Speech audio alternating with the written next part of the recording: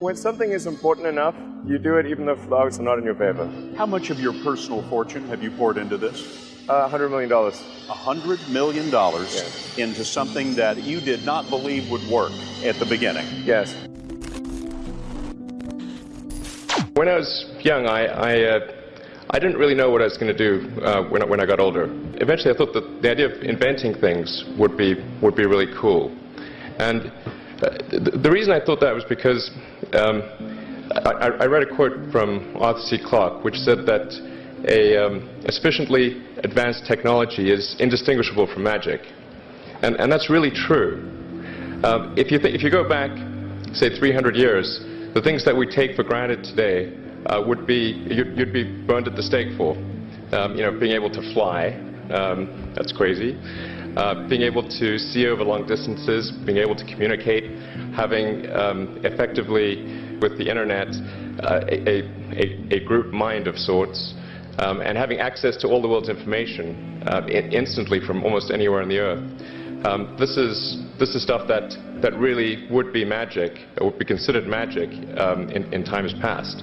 In fact, I think it actually goes beyond that, because there are many things that we take for granted today that weren't even imagined in times past. They weren't even in the realm of magic. So it actually goes beyond that. So I thought, well, if I can do some of those things, basically if I can advance technology, then that's like magic, and that would be really cool. I also had sort of a slight existential crisis, because I was trying to figure out what does it all mean? Like, what's the purpose of things? And I came to the conclusion that if we can advance the knowledge of the world, if we can do things that expand the scope and scale of consciousness, then we're better able to ask the right questions and become more enlightened, and that's really the only way forward. So I studied physics and business, because I figured in order to do a lot of these things, you need to know how the universe works, and you need to know how the economy works. And you also need to be able to bring a lot of people together to work with you to create something, because it's very difficult to do something as an individual if it's a significant technology. If you consider two futures, one where we are forever confined to Earth until eventually something terrible happens, or another future where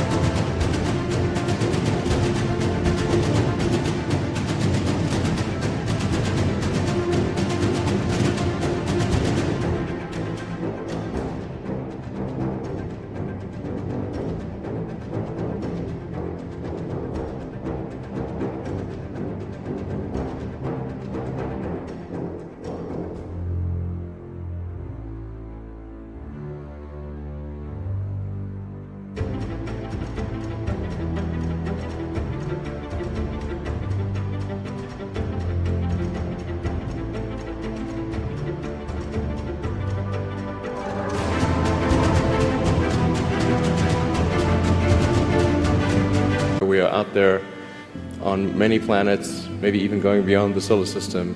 I think that second version is incredibly exciting and inspiring, and there need to be reasons to get up in the morning. Life can't just be about solving problems. Otherwise, what's the point?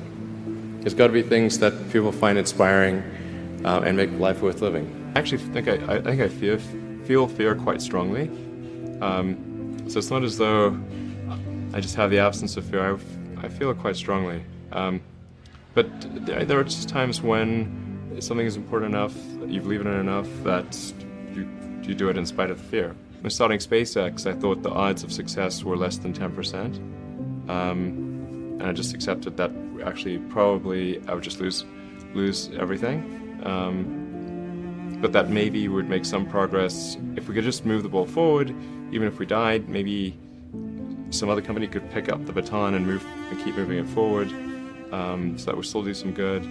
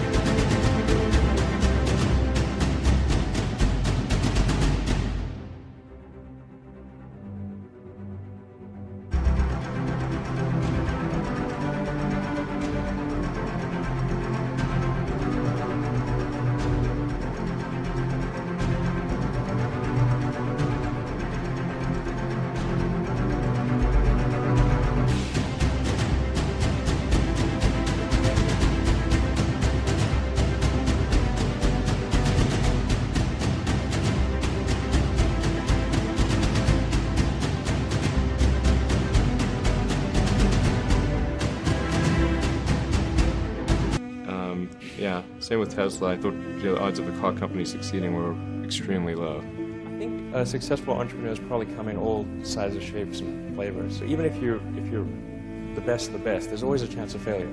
So I think it's important that you really like whatever you're doing. If you don't like it, life is too short. If you like what you're doing, you think about it even when you're not working. I mean, it's something that your mind is drawn to. And if you don't like it, you just really can't make it work, I think. Coming to North America was my best idea, because I think these things would not have been accomplished almost anywhere else. It's really hard to start a company. Whenever I'd read books in South Africa, it would seem like the cutting edge of technology was in Silicon Valley, and so that's when I wanted to come, and I wanted to move to this mythical place. Looking ahead, I'd like to see humanity go beyond Earth and have people on Mars. That would be really great. What I'm trying to do is to make a significant difference in spaceflight and help make spaceflight accessible to almost anyone. And I would hope for as much support in that direction as we can receive.